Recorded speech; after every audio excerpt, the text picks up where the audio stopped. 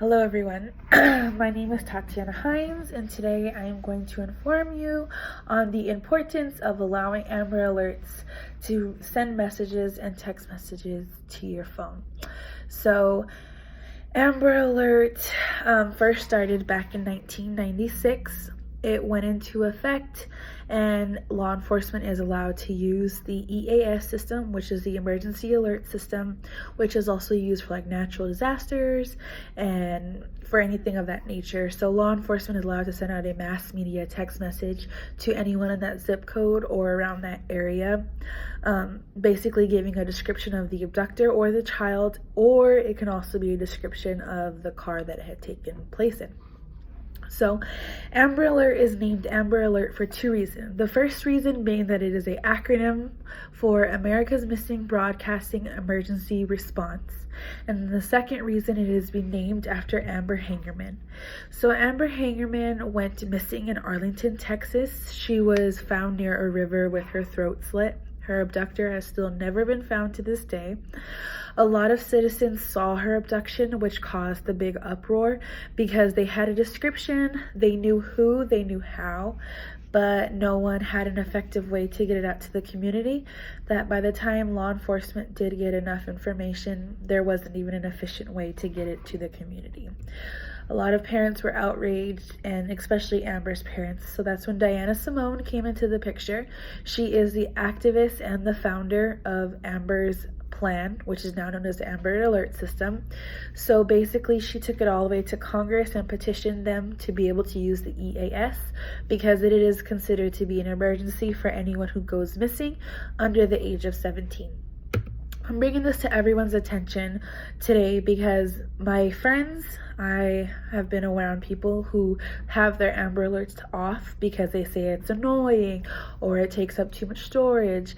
I just think that it is very important to know that when law enforcement does send one out, they're not sending it out because, oh, a kid just went missing and it happened, or oh, they missed curfew. No, the law enforcement has to pick the type of the case, which is out of 4 categories, and they also have to meet all 5 requirements. So the 4 types of cases they have to categorize it in are all different. So the first one being a family abduction, or known for short as FA. Basically, anyone who is family of the guardian or parent or is a guardian of the victim. So this is the most common because a lot of, as you guys could imagine, parental disputes, marriage disputes, bad situations where the children are stuck in the middle. That is the most common. The second one being non-family, just that the parent or legal guardian or the victim does not have any connection or does not know them as a family member. Last one being LIM, which is lost, injured, or otherwise missing. This one is just if someone is lost, injured, or went missing, but they don't have a reason. So it's kind of just they don't have really any clues, any facts. The last one being an ERU, which is an endangered runaway. So an endangered runaway is typically for anyone between the ages of 11 and 17, and they are sent out an Amber Alert for because they can cause bodily, seriously harm to themselves or to the community. So the 5 requirements that I was talking about all have to be met in order for law enforcement to send out a Amber Alert. So the first one is that law enforcement has to actually believe that there is an abduction that has occurred. So a lot of people, like I said, teenagers are a part of this category. A lot of younger people are part of this category just because, stay past curfew, run away from home. It does have to be an abduction and it does have to be accurate. The second one is that they have to be 17 or younger. Basically, law enforcement is not going to send one out for someone who's 24 or 25. Amber Alerts are only for children. Third one is that the child or community has to be in immediate danger. That coexists with the first one, just basically saying that it can't be because someone ran away or someone stayed past curfew or one of the parents stayed extra long with their visitation hours. So it has to be, it's a process. The fourth one is that there has to be enough descriptive information. Someone can't say, oh, my child didn't come home 4 days ago. I don't know what they're wearing. I don't know what color their hair is. There has to be enough descriptive information because they don't want to give out any wrong information to the community when it gets sent out. Now, the last one, and probably the most crucial one, is that all of their information will get processed into the NCIC, which is the National Crime Information Center.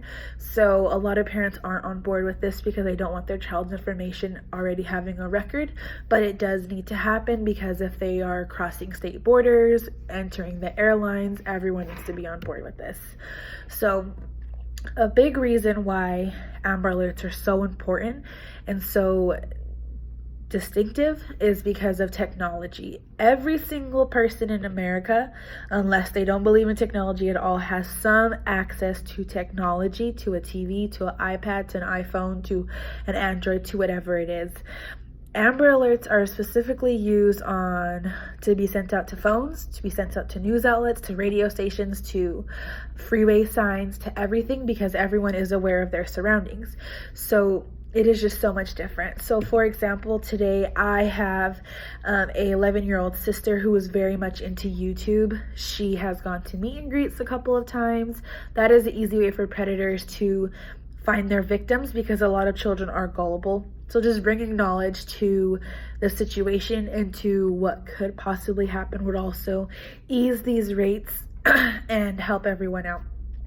So just a little information to do if your child ever goes missing or someone you know a child or a family friend is to stay calm, contact the police right away, go out and look yourself after you have gave enough information, and don't try and work against the police. The police have the biggest gang in the nation and they deal with this type of information all day long. They have special units that just deal with child abduction. So even though it might seem like they're taking too long or they're working against you, just do what they say and be cooperative. So I just wanted to bring this to everyone's attention, and my conclusion is that don't disable Amber Alerts on your phone. Taking a quick glance and recognizing a quick license plate number or a quick description could help a victim, could help a family, could save a lot of broken hearts and stuff. It doesn't hurt to have them on your phone, but it would hurt if you didn't. Thank you so much for listening.